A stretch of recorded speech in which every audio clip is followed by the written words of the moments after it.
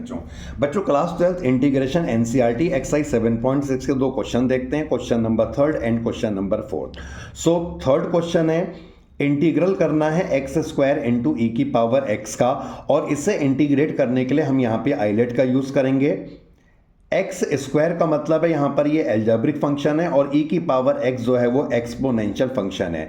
तो फॉर्मूले के अकॉर्डिंगली पहले एल्जेब्रिक आता है, उसके बाद एक्सपोनेंशियल आता है। सो हमने यहाँ पे एल्जेब्रिक फंक्शन को फर्स्ट लेना है और एक्सपोनेंशियल को सेकंड लेना है। इसके बाद हमें फॉर्मूला अप्लाई कर देना है, जो होता है फर्स्ट फंक्शन इंटू सेकेंड का integral minus integral of derivative of first into integral of second function.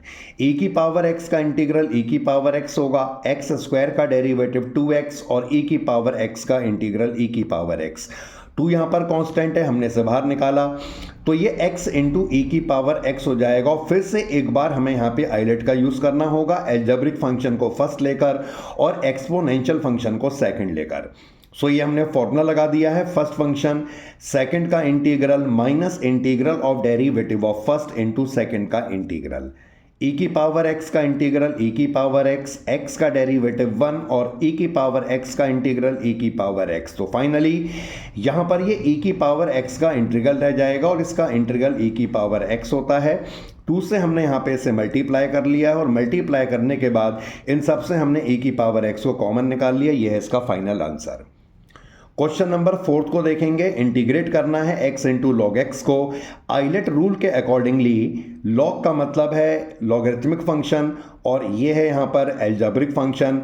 तो लॉग फंक्शन पहले आता है, एल्जेब्रिक बाद में आता है। सो हमने लॉग को लेना है फर्स्ट फंक्शन, इसे लेना है सेकंड फंक्शन, इसके बाद हमने आइलेट का रूल लगाना है।